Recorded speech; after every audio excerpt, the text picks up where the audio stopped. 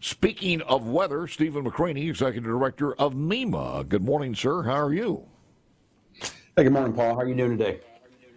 I'm doing good. It's that time of the year, severe weather preparedness, and so far so good. Knock on Formica, Naugahyde, whatever it takes. But Concrete, air, whatever, yes, whatever it takes to keep it going. we know what spring brings in the state of Mississippi. So, your thoughts on this? Yeah, it's a time to reflect. You know, we're still working an extreme severe weather event from last year, and it just kind of rings home that you've got to have a plan. You've got to be ready.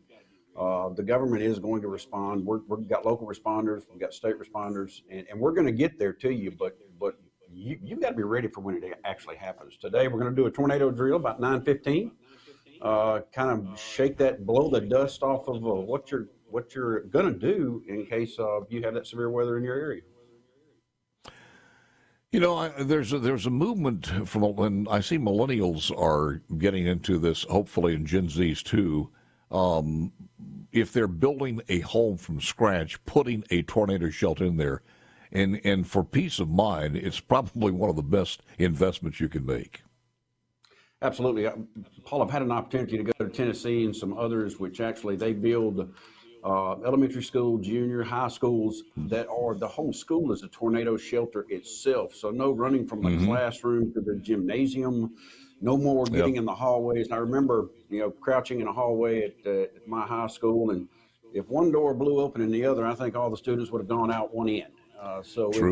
True. They're doing that, and plus then they're actually putting the ability to capture power off the roofs, the sun, and so they're really cutting costs. But we looked at a few of those. We've got some things going in the state, and we've also resurrected a program. It's a pilot program we're working right now. Once we work out the kinks of it, is being able to reimburse up to about $3,500 for someone who wants to put a tornado shelter within their carport. There's some great vendors out there that are getting real good at how to place it around your house. So once we shake out all the rules and regulations that we've got to do, we're kind of running that pilot program right now, getting some real good grip on it. So be able to enhance that for folks.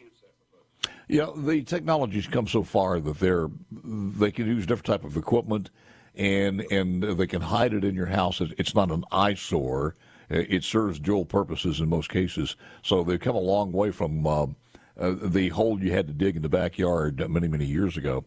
The other part of this, as far as preparedness is concerned, if you don't have a shelter, certainly if you're living in a mobile home or some other habitat that is not conducive to wear out a pretty strong storm, just find out where the nearest shelter is and just be prepared that way. Absolutely. We've got multiple counties, if not all. They have an area, a safe room right here in Rankin County. The sheriff does a great job there in Rankin County to man that.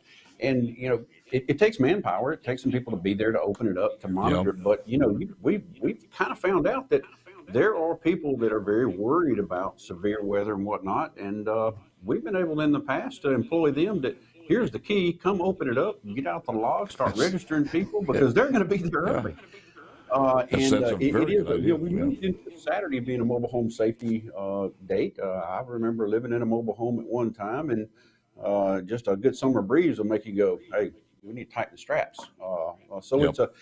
They are vulnerable, but you know what? When you look at Rolling Fork and Amory, what happened last year, Brick Home's vulnerable too. So absolutely. You got to have that plan. You got to be able to go get that family in the right place and then know where you're going to meet up. So will everybody's sirens in different municipalities and areas go off at 9:15 this morning? Yeah, 9:15. We'll have the local responders that are out there, the counties, which we have a program for sirens. But sirens are for when you're outside. People say, well, I didn't hear it. Well, if I don't hear it either at MEMA inside this concrete bunker that will withstand 200 miles an hour. You've got to have your other ways to receive those, whether it's and I don't know anybody that doesn't have a cell phone anymore. I mean, it used to be that people didn't. So all the different ways that we contact, we kind of run off a pace: primary, alternate, contingency, emergency. We're going to try to contact you any way that we can.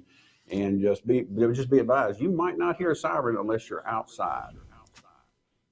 Stephen McCraney is the executive director of MEMA. Stephen, when do they issue the hurricane predictions?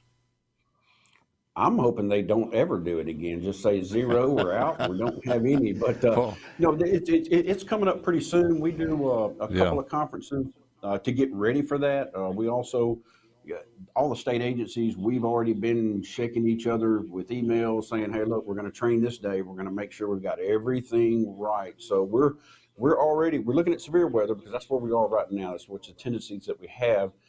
But we do have our eye on the ball of hurricane season. It's coming up, and we're going to be prepared. We're going to throw that out there, and I'm hoping they have a low prediction.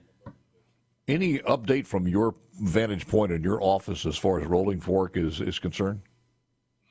Yeah, fall is an extreme event.